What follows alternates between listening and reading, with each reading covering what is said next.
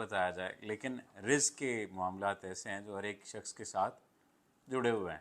اگر Bill Gate بھی ہے تو وہ بھی اس بات پر لگا ہوا ہے کہ اس کی دولت زیادہ ہو جائے، باقی تمام تر جتنے بھی لوگ ہیں وہ اسی خواہش میں مبتلا ہیں کہ ساری دنیا، ساری کائنات کا مال و متاع ان کے پاس آ جائے، لیکن رزق میں کمی نہ ہو، اور ایسا رزق جسے پیسیو انکم کہا جائے، یا ایسا رزق جس سے برکت کا ایلیمنٹ جڑا ہوا ہو، وہ حاصل کرنے کے لیے کیا کیا جائے یا کیا پڑھا جائے۔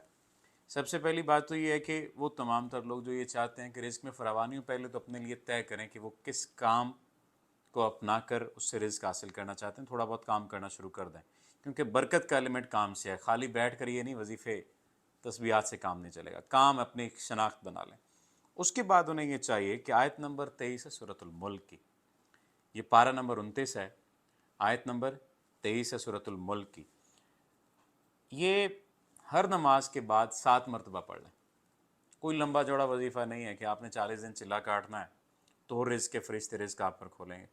نماز آپ نے پڑھنا ہوتی ہے، نماز کا کوئی مسئلہ نہیں ہے، 7 مرتبہ یہ آیت پڑھنی ہے آپ نے۔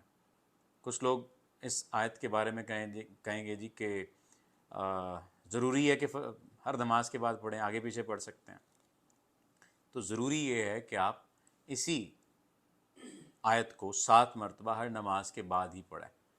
اور بھی بہت ساری چیزیں پوچھی جائیں گی کہ اس کے ساتھ صدقہ کیا کرنا چاہیے، یہ گرم تو نہیں ہے، اس کے کچھ نیگیٹو تاثرات تو نہیں ہیں؟ تو نیگیٹو تاثرات بالکل بھی نہیں ہے، خدا نخواستہ یہ کہا جاتا ہے جی کہ آیت کریمہ گرم ہوتی ہے، آیت کریمہ کی تاثیر گرم ہوتی ہے، ایسا کچھ بھی نہیں ہے۔ جہاں تک میرے تجربے میں بات ہے وہ یہ کہ صرف آپ یہ پڑھیے، خدا تعالیٰ کو راضی کیجیے، اس کا شکر ادا کیجیے، اور اس سے دعا مانگیے کہ وہ آپ کے رزق میں وسعت دے دے، برکت دے دے۔ بعض دفعہ 1 روپیہ 10 روپوں کے برابر ہو جاتا ہے، اور بعض دفعہ 10 روپے 1 روپے کے برابر ہو جاتے ہیں۔ ایلیمنٹ صرف اور صرف برکت کا ہوتا ہے۔